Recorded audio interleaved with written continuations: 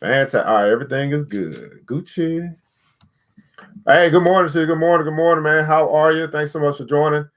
Let's get this thing cracking. New Black Wall Street Book Club. Evan Jefferson, brother, much love. Educating, elevating, because in knowledge is the power and we'll never give it up. Literature that's for the masses. Where to put your money down, now how to watch your assets. Yeah, uplifting others is a passion. My brother Evan, he will turn it into action. New Black Wall Street Book Club. You should come read with us. Yeah, we comprehend and discuss. If we all just come together, there's no limit for us. Here comes your host, New Black Wall Street. Evan, take it away.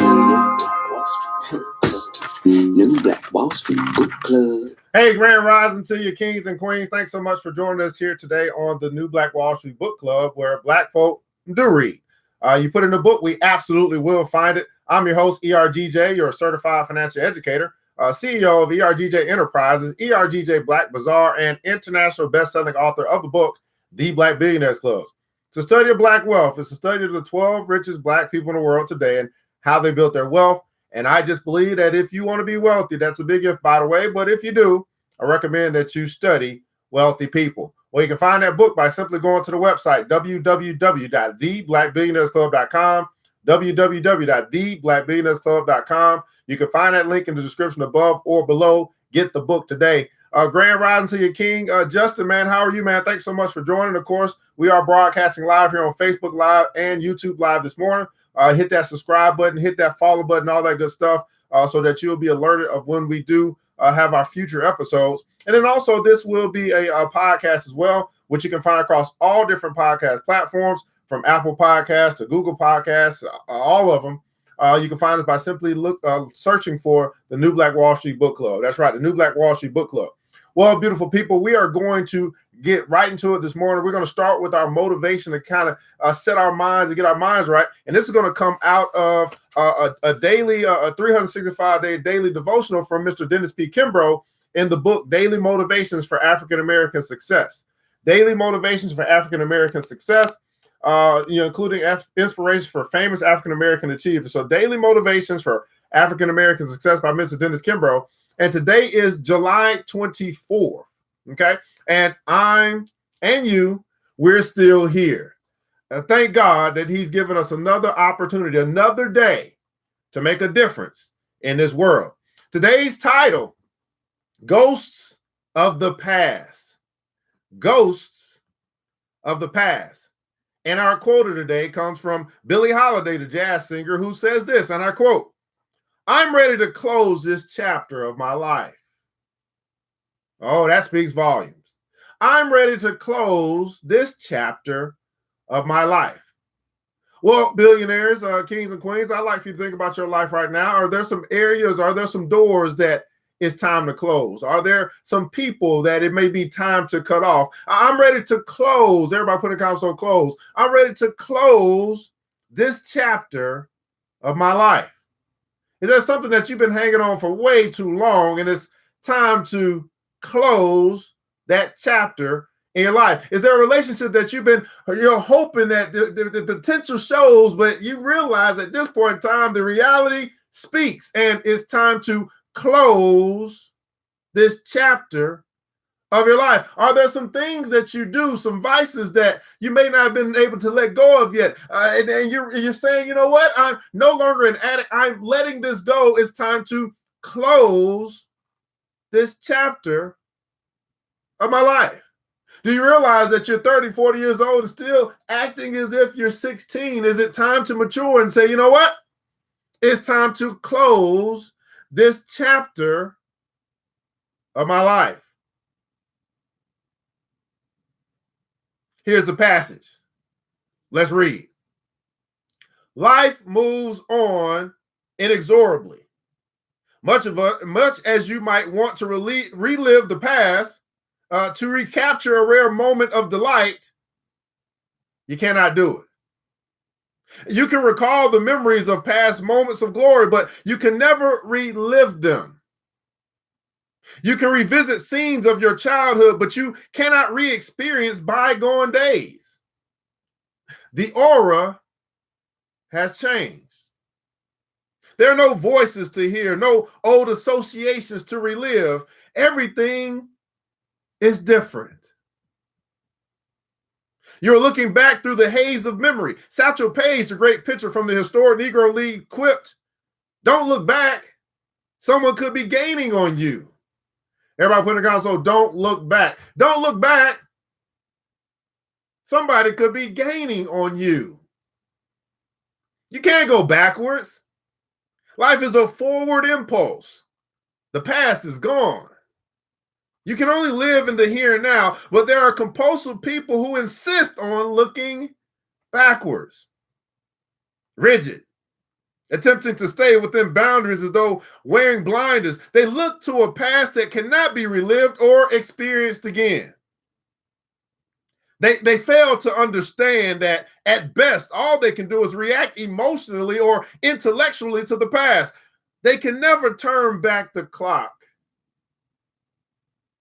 You can never turn back the clock. Living in the past means clinging to non-productive attitudes and remaining in situations that hinder your personal growth and development. Living in the past.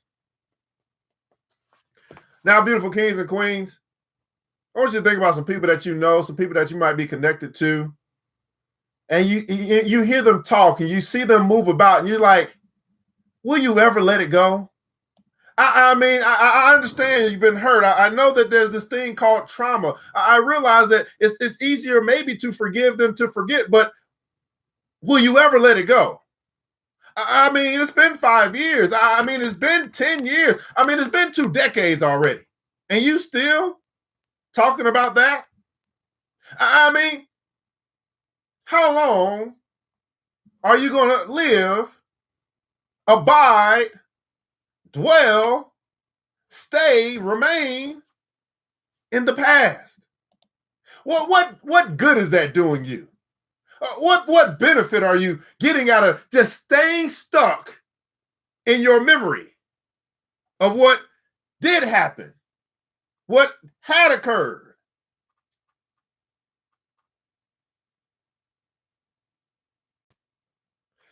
It's time to close that chapter in your life. Now, I don't know who I'm speaking to this morning, but I know this is for somebody because, you know, that's just what it is. That's just how God works. He gives us a message right on time. Ain't he good? He just say, you know what, this is a right on time message. What chapter is it time for you to close? Living in the past means clinging to non-productive attitudes and remaining in situations that hinder your personal growth and development. Take an honest inventory of yourself. Everybody put in comments on honest. Take an honest inventory of yourself. I found in life that one of the most difficult things for people to do is to be honest with themselves. I mean, they've been fooling themselves for so long that they don't even know what honest with themselves is anymore. Be frank in your appraisal. Are you hanging on to relationships that aren't rewarding? Do you become involved with people or circumstances that drag you down? Do you find yourself thinking about the way things might have been? If so, then you are living in the past. Now, I didn't tell you that. I mean, this is what the writer wrote. This is what the author wrote. I'm just reading what he wrote. But if so, then you are living in the past. And maybe, just maybe, kings and queens, it's high time for you to close that chapter in your life. Now, here's the interesting thing as well, I find, is that people may close. They may close the door, but then they go back and reopen it. They realize the door is still there. I think it's time to close, seal, shut, remove, put a wall up. There's no more door to be open. Here's our quote of the day.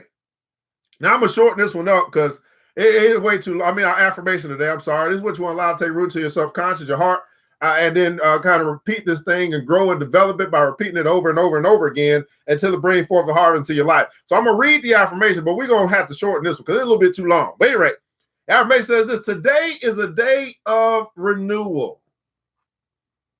Everybody put down slow, renew. Today is a day of renewal.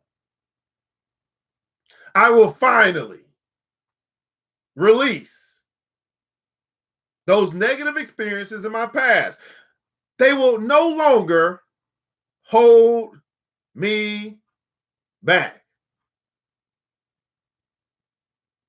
Now, here's what I'm going to say the affirmation is going to be, because I don't want to read all that and have you repeat all that. So we're going to try to shorten this one up. So let's just make it this. No longer will I allow the negative experiences in my past to hold me back. Yeah, let's do that. So repeat after me. Today is a day of renewal.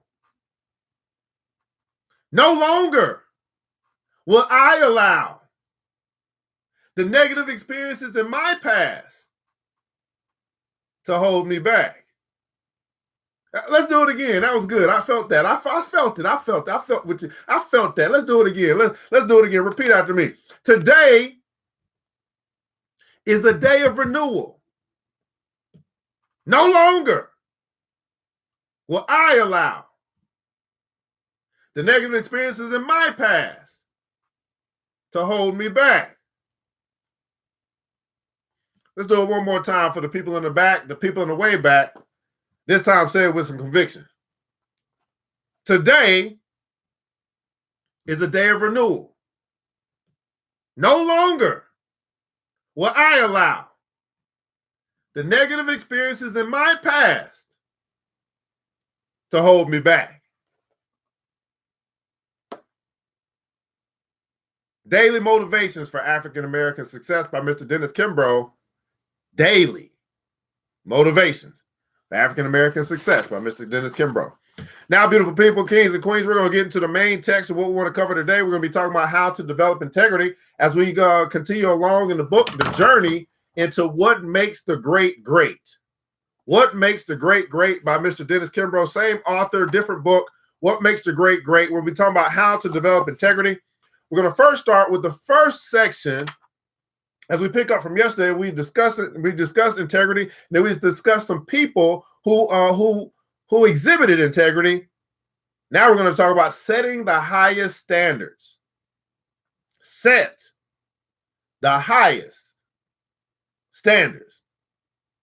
Let's read. A junior high school student had survived all the preliminary rounds of a national spelling bee, but in the final round, she misspelled a word. The judges, however, failed to hear her correctly and gave her the nod. The contestant, realizing that she had misspelled the word, eliminated herself from the competition. A woman walking along New York's Fifth Avenue stopped a stranger to ask for directions to a well-known museum. The gentleman said, "Go 2 blocks to the right and then turn left." When the woman had walked nearly a block and a half, she heard the stranger calling her. She turned around and he approached. "I'm glad I caught you," he said while attempting to catch his breath. "After you ventured off, I realized that I had given you the wrong directions. I didn't want you to get lost." As Dr. King phrased it in a way that is as heartful as it is beautiful, I have a dream that my 4 little children will one day live in a nation where they will not be judged by the color of their skin, but by the content of their character. 100 years from now, what difference will it make whether you are rich or poor, prince or pauper? That's a great question to ask, by the way. I'll be thinking about it now. I mean, but 100 years from now, will I even still be known, or will people remember me? I don't know. But what a difference it makes whether you did what was right or fell prey to what was wrong. The great aims of your life must be to develop the virtue of integrity.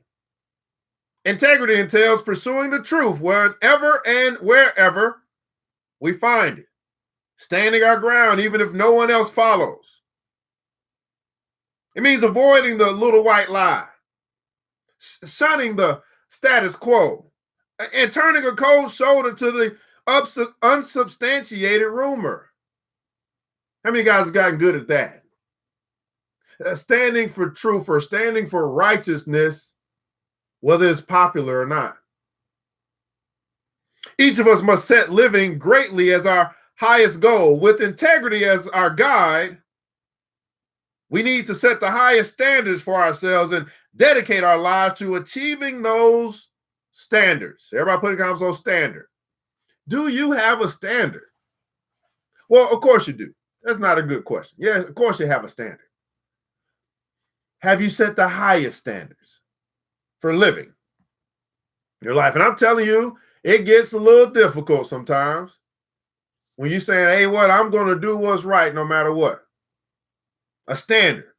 Do you have a standard for dating? Do you have a standard for your employer? Do you have standards for your household? The highest standards. Now, we're going to be honest and tell the truth no matter what. We're going to honor our commitments no matter what. I mean, I think we can all use some assistance in this department.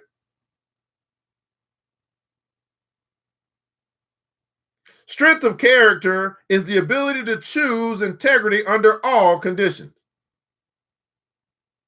Even when we talk about the importance of courage, we are referring to the ability to do what is right, irrespective of the situation in which we find ourselves. If you wish to improve your sense of integrity, strive for fidelity in your relationships.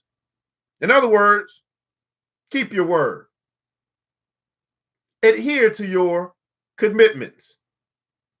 Accept complete responsibility.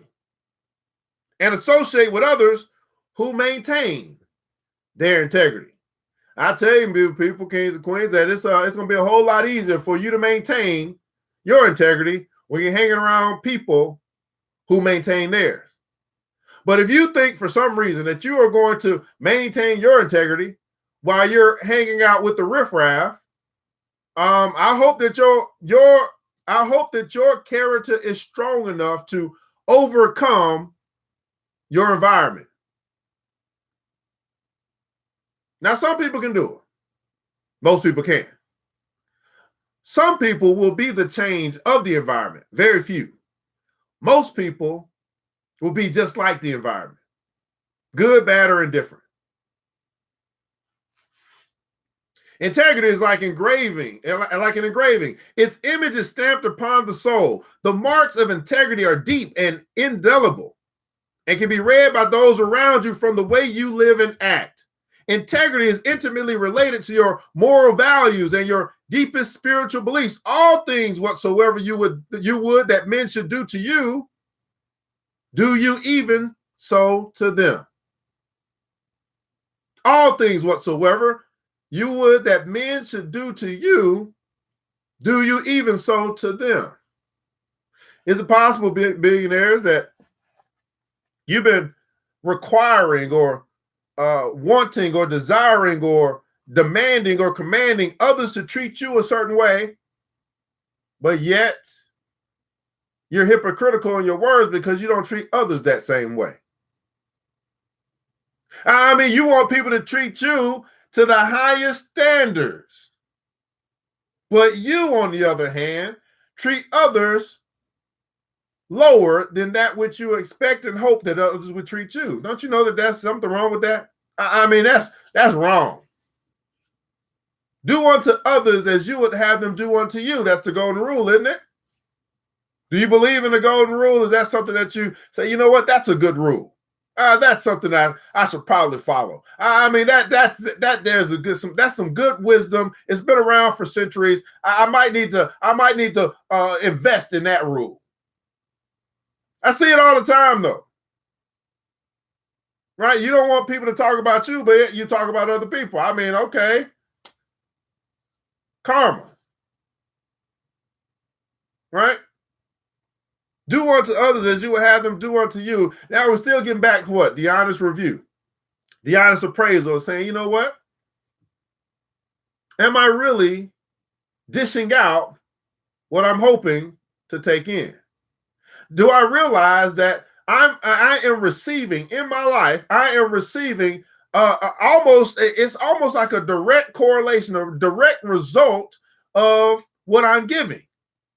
You reap what you sow. And so when you look at the results of your life, when you look at the actions that happen with and to you, when you look at the relationship that you cultivated, when you look at these things, too often it's easier to look at the result, to look at the fruit instead of realizing I need to look at the seed. And then once I look at the seed, now I need to look at, okay, how do we cultivate or grow that thing? Did I just plant the seed and then just disappear and come back and hope that it came back a good harvest? Or did I take care of the land the whole time until the harvest was produced? Did I watch over my seed? And see, it's undeniable, guys. I find this to be a universal law of truth that you reap what you sow. And so if you want to change what you've been reaping, you want to change the experiences that you've been having, if you want to change your harvest, the key is not to focus on the harvest. The key is to focus on what you've been planting, what you've been giving. You receive what you give. If you don't like what you've been getting, it's not to complain about what you've been getting. It's time for you to change what you've been given. What you've been giving, what you've been dishing out. That's the seed. So you got to ask yourself this morning, as you've been blessed with another day to get started on your way, what seeds are you going to plant today so that your harvest of tomorrow will be different than the harvest that you received today? What seeds are you going to plant today? When you go into the office and you deal with these coworkers that you may not like, what seeds are you going to plant today? When you get on the phone with family members who just seem to get on your nerves, you got to ask yourself, well, what seeds am I going to plant today? When you're dealing with other people who don't honor their word, but you're saying, I'm going to honor mine, are you going to still honor it regardless? What seeds are you going to plant today so that your harvest of tomorrow can be plentiful, bountiful, reaping the good results of the good seeds that you planted yesterday? And you see, the day that you plant the seed is not the day that you'll eat the fruit. So my job in life, as I get out of the past and I live in the now, is to say, you know what? I'm going to focus on planting good seeds all day, every day. And I will live with the results because I am not, there's no way that I'm going to prove, I'm not trying to prove the universe. I'm not trying to prove God wrong. I'm trying to work with him, baby. And if he tell me that I'm going to reap what I sow, and now I realize, okay, well, what am I sowing? And I say, well, yeah, it's time for me to sow something different. See, you have an opportunity today. Yes. The now, the present, the moment is an opportunity. And not to be wasted. It's an opportunity that you have to plant good seeds. Here's another thing, that the seeds that you plant today, they may not be for you. They may not be the fruit that you're going to eat. It may be the fruit that your children or your children's children are going to eat. You see, when I look at this thing called investing, and I'm like, man, I'm going to plant something. I'm trying to get more seed. I'm trying to get more capital. Why? So I can plant that thing. Not for me to hold on to it, not for it to sit in some savings account. I'm trying to get more capital in my hand so I can plant some good seeds and some wonderful, good companies. And then, 5 years, 10 years from now, a year from now, whatever, I could be eating some good fruit. I mean, I'm trying, you know what? How many guys are tired of eating the old grapes? You want some fresh grapes. I mean, I want some new wine.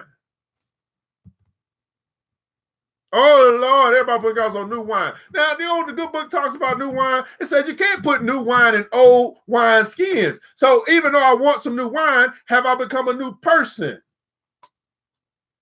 to be able to receive that new wine? I don't know about you this morning, but I want some new wine.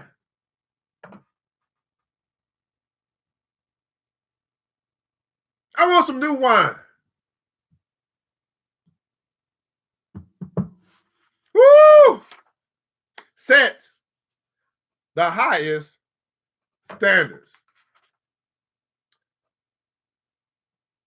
Now we'll pick up this last section, guys, which is in chapter 4. Again, we're in the book, What Makes the Great Great? What Makes the Great Great by Mr. Dennis P. Kimbro.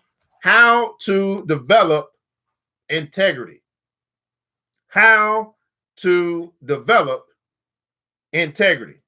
Now, here's 7 tips that will aid in your development of integrity. How many guys are saying, you know what? I want to get these 7 steps so I can develop, I can increase, I can get better in this area of integrity. The 7 tips to aid you, to help you in the development of your integrity. Matter of fact, as you're watching this, if you're watching live, if you can think of someone saying, you know what, this could be useful for you, man, make sure you go ahead and hit that like button, that share button as well. How to develop integrity. Number 1, always live in truth. Never violate universal laws. That has got to be, I mean, that's a good number 1. Okay, that's a good number 1, baby. Always live in truth. Everybody put in comments on live in truth. That is a good number 1, Mr. Kimbro. I mean, that one right there. Do I need the other 6? Can I just stay on the 1? I mean, my goodness, this might have to be a 2-part series now. I mean, that is an absolutely phenomenal number 1. Number 1, always live in truth. Never violate universal laws. As we said, right, in the comments below, I'd like for you to share one universal law that you have come to understand. As I've mentioned to you guys, I really come to understand, overstand, you reap what you sow. That is a universal law. I reap what I sow. I heard it when I was growing up. I mean, they used to preach it and used to say it all the time, but me understanding it is another thing. It says that there's knowledge, wisdom, and understanding, right? So I began to understand it as I got older. I mean, I heard it. I mean, it sounded good. It's a great hashtag, great little quote. Yes, it's a scripture out of the Bible, but me understanding it and also applying it in my life, I realized it's a universal truth. What's one universal truth that you have come to overstand in your life? And now that you understand it, you're saying, I am never, ever again going to violate this law. I know how it plays out. What's one universal law that you have come to understand? What's one universal truth that not only do you understand it, overstand it, you live by it, you are passing this thing down to make sure that your children, at least if they don't get all other 17, 21, or how many ever it is, they at least gonna get this one. I mean, you're gonna get this truth right here. Landscape Lowry, man, over at Facebook Live says this. He says, the act of surrendering more service than what you're paid for the universe will pay you. Yes. Rendering service, right? Best service, more service, and better service. You may not get paid by the people that you're serving what you deserve or what should come to you. The universe will surely pay you what you're worth. More service and better service.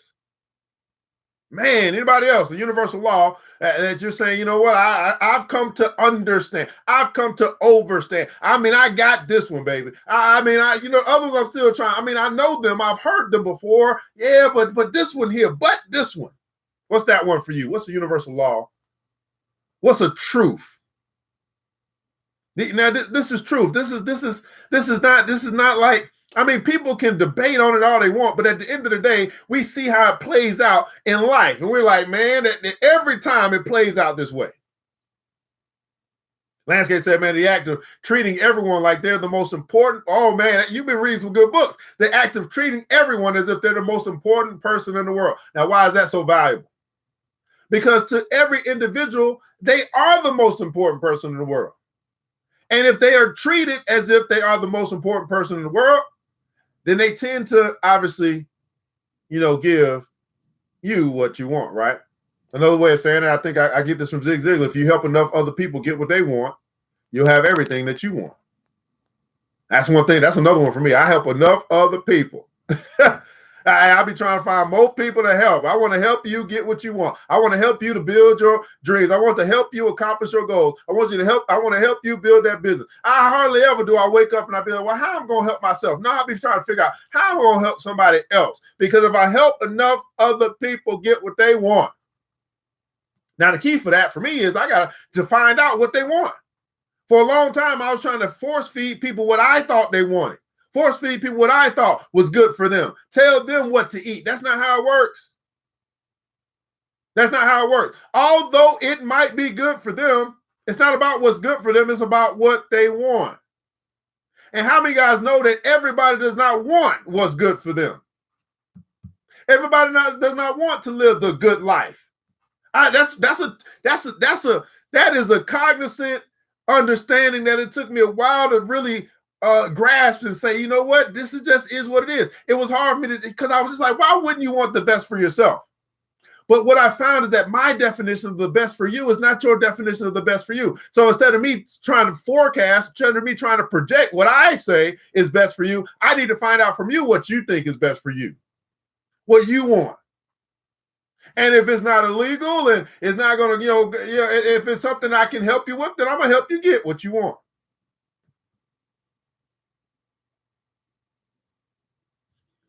Ain't too many universal laws going down there tonight, huh? Y'all still got to read up on that, huh? Me and Landscape and Eric are the only ones that peep and game. But now y'all read the Bible? Probably not. I mean, let's be honest. Most people don't read the Bible, so why did I even ask that question? All right. Always live in truth. Never violate universal laws. Never tell a lie. Refuse to live a lie. Refuse to participate in a lie. Now, I'll tell you what, guys. That is so valuable. And I have personally been like, you know what? I'm not going to live this lie. When people try to involve you in their schemes or involve you in their lies, or, it's called helping them, although it's a lie. Like, it's like, wait a second, that don't even feel right. I've done it. I have overruled my subconscious, overruled my conscience for the sake of I'm your friend. How many guys have done that? You have overruled your conscience. Your conscience saying, no, don't do that. No, that ain't right. No, that's a lie. But you superseded your conscience. The part of you that little angel that's saying, no, do what's right. And you say, oh, this is my friend. And I don't want to ruin our friendship. So I'm going to supersede my subconscious that's telling me, no, that ain't right. And I'm going to do it anyway because I want to hold on to this relationship. I want to make sure that my friend isn't mad at me. What's more important, that friend in this world or the friend that you have in God? Which relationship do you value more? This friend who is about to, have you do something that you, in your mind, you like, that ain't right. Yeah. Or the friend that you have in God is trying to keep you on the right track. That's trying to make sure that your blessings don't get blocked. Huh? Eric Anderson said, man, I've experienced the blessing and abundance of God by refusing to live someone else's lie. Wow. Man, this is, you know what? I mean, normally it's 30 minutes, guys. I'm going to try to get through a little bit more. We might have to do a part 2 of this because this is some good, rich stuff. I mean, my God, number one was this. I mean, I just can't get by. I mean, always live in truth. Always. Now, there may be somebody that's watching right now, or maybe watching this at some point in time in the future, even though they're not live. And when I say always live in truth, your mind immediately went somewhere and you was like, you know what? That was my message for the day. I've been living a lie. I've been living beneath. I haven't been living to higher standards. I already recognized it, but for some reason today I tuned in and I listened, and now it validated he was speaking to me. Well, I want you to know it's not me that's speaking to you. That's the Holy Spirit. That's the messenger of God saying, speaking to you. It's not me. I'm just reading the book. But you realize that you're not living in truth. And you realize that if you continue to not live in truth, there are going to be consequences that you'll suffer because of it. Could be a loss of money. It could, all different types of consequences.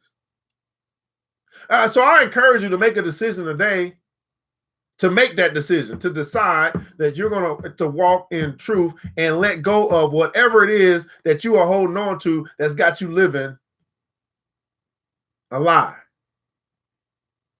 that's got you living beneath the standards that you have set for yourself. I want to encourage you to walk away.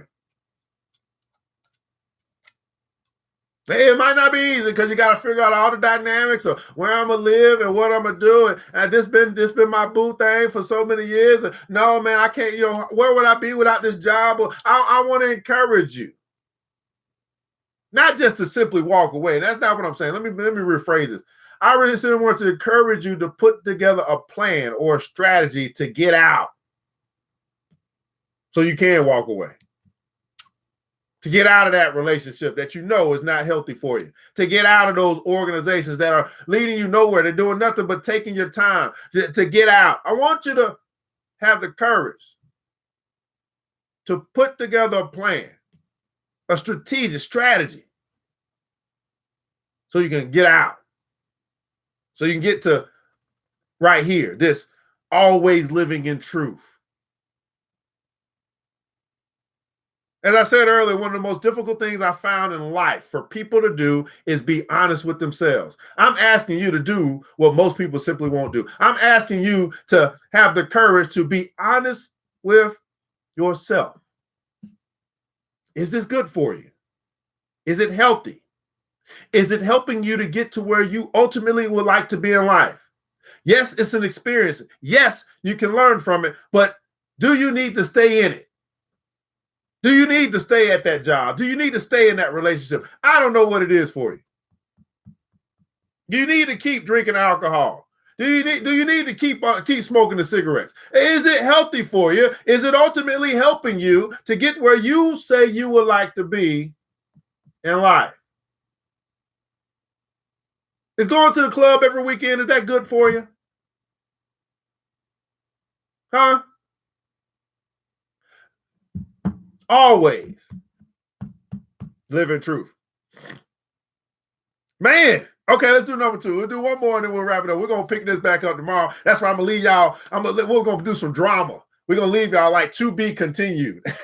That's right, to be continued, how to develop integrity. Let's do number 2, right? Whet your appetites. You guys will be back tomorrow. Number 2, look for the divinity in mankind.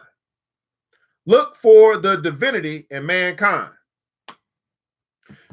Treat everyone the same.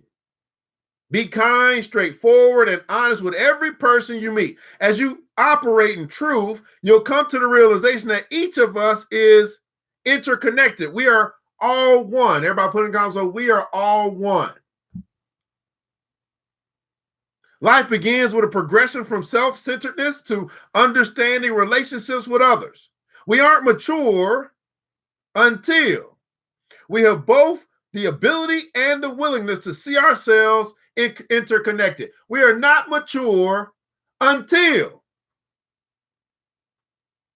we have both the ability and the willingness to see ourselves interconnected as one among others. You may deal with others as you wish, but if you understand the law upon which this principle is based, you will know that its application spells success. You can compensate for any shortcomings by stating a simple affirmation. There's only one God, and we're all children of God. There's only one God, and we are all children of God. So one thing I think is a song that says, I'm a friend of God, and probably says I'm a child of God. Yeah, I am. But now let's talk about we are. Everybody put in comments, so we are. We are. We move from the I, focusing on me and my relationship. That's great. Yes, the individual relationship is important. But then you progress to we are. I'm only as strong as my weakest link. We are. This is why I talk about group economics all the time. We are.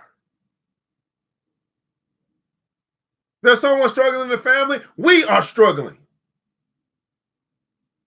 There's someone having an issue in my circle of influence, in my sister circle, my man circle. We are having a problem. We must fix the issue. We are. Please get say guilty as charged, but I'm making moves now to change my circumstance. I'll be my better self. My discipline and hard work will bring forth fruit. Absolutely. As you sow better seeds, you get better results. As you sow better seeds, you get better results. I want to challenge you today to go out and sow the best seeds you know. To go out today and sow the best seeds you know.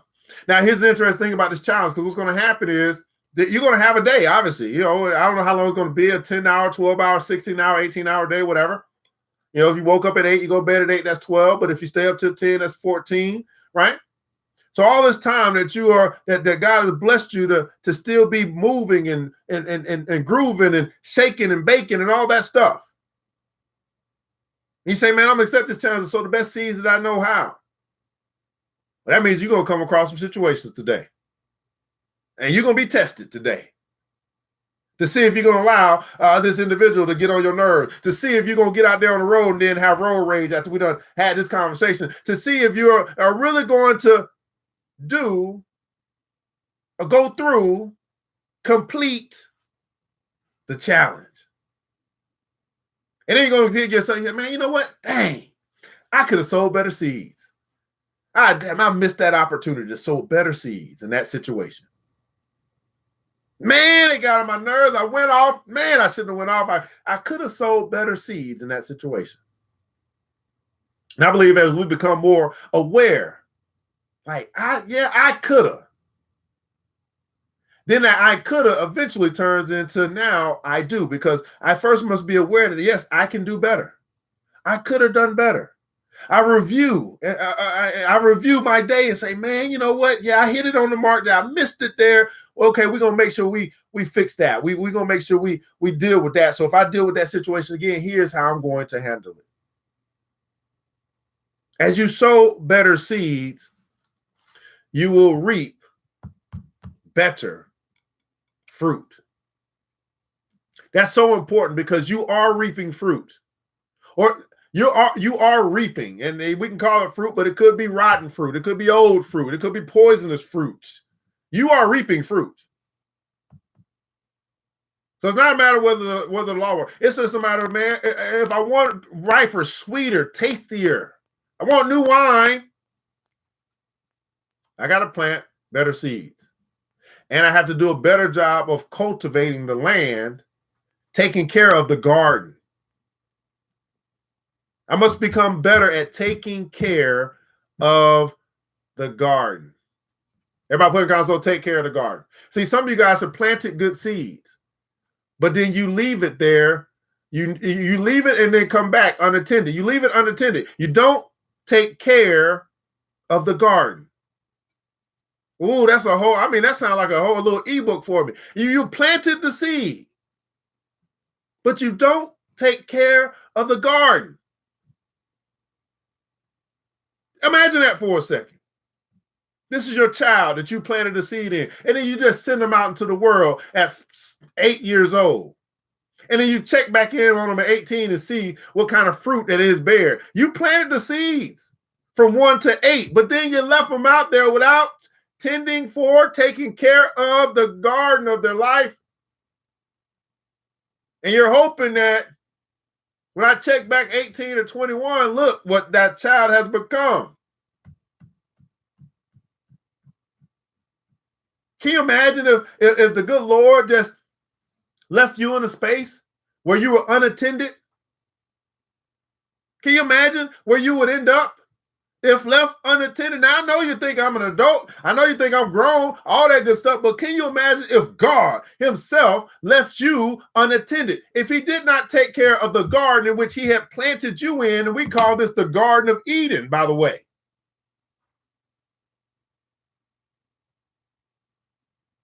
Can you imagine if God left you unattended? Where your life would be if God leaves you unattended? I mean, you think your life is bad now. Just imagine what it'd be like. Woo! Oh, Lord. You must take care of the garden. Man, we're going to have a discussion on taking care of the garden. Now, that sounds like a nice topic to discuss at some point in time here on the New Black Wall Street Book Club, how to develop integrity. This is the New Black Wall Street Book Club, where Black folk do read. You put it in a book like What Makes the Great Great. You put it in a book like Daily Motivation for African American Success, and we absolutely will find it. Of course, today's part one. We're going to have a to be continued as we look at how to develop integrity. So we'll be back tomorrow with another episode to finish the 7 tips, the 7 steps to aid you in the development of your integrity. Now, you have a few options available to you. In the comments below, I'd like for you to share something that you took away from today. What was something that really, really hit home for you? Like, you know what? That message was right on point. I realized that a messenger was speaking to me. Basically, I'm asking you, was this worth your time and why? There's a reason why I continue to dive into these great quality books, because I realize that reading is fundamental. Readers are leaders, and I've seen so many people's lives transform simply because they chose to pick up good books or engage in conversation like this, and now they can apply they're not new principles, but they can apply that which is what they have heard in their younger years. And then they begin to understand and overstand these principles, these universal laws, and then they can make sure that they never violate them. So many different authors, they say very similar stuff, but maybe it's this author that says it this way that clicks for you. I don't know. Now, as you guys are typing, I realize I talk fast and you type. You got a lot of ways that you can support something like this. Here's the deal, guys. We must become people that say, you know what? I am actually going to invest, sow seed into things that are good, not only just for me, but for my community and for the world at large. If you're saying, you know what, something like this, where we're diving into great quality books and we're helping people to hear something that maybe can change and transform their lives, this is a place where I can invest or I can support. A lot of ways that you can do that. We have the podcast, which goes forth. You can become a supporter of the podcast. We have the Black Billionaires Club, which you can become a part of that. That's another way to support. On Facebook, if you're on Facebook right now, you want to go ahead and hit that like button, that share button. You want to hit the follow button. And then also there's a supporter button on Facebook as well. We have opened up and unlocked that as well. And it helps us to continue to move forward. It helps us to do this each and every day to make the biggest difference that we can make in the lives of as many people as we can touch. And then on YouTube, not quite sure yet, haven't figured out YouTube, but obviously you definitely want to make sure that you like and subscribe at the very least. I'm not quite sure what we can do on YouTube. We're still learning that platform. Okay, Eric Anderson said, "It's been treating others the way you want to be treated. I realize there are levels to this thing." There are levels to this thing.